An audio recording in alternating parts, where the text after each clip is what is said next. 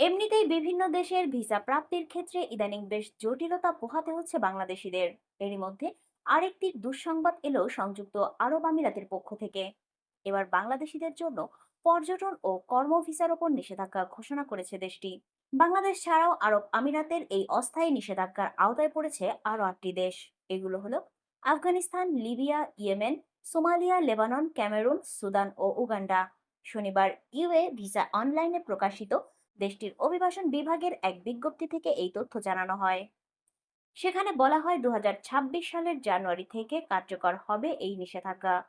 এই 9 দেশের যে সকল নাগরিক ব্যবসায়িক উদ্দেশ্যে আমিরাতে প্রবেশ করতে ইচ্ছুক তারাও নিষেধাজ্ঞার আওতায় থাকবে। বিজ্ঞপ্তিতে নিরাপত্তা উদ্বেগ, ভূরাজনৈতিক সম্পর্ক এবং কোভিড-19-এর মতো মহামারীকে নিষেধাজ্ঞার অন্যতম কারণ হিসেবে উল্লেখ করেছে আরব আমিরাত। যদিও এই বিষয়ে বিস্তারিত কারণ প্রকাশ করেনি দেশটির সরকার। 2026 সালের জানুয়ারিতে নিষেধাজ্ঞা কার্যকর হলে ভিসা আবেদনের সুযোগ আর থাকবে না বাংলাদেশ সহ 9 দেশের নাগরিকদের জন্য, যা পরবর্তী নির্দেশ না দেওয়া পর্যন্ত বলবৎ থাকবে।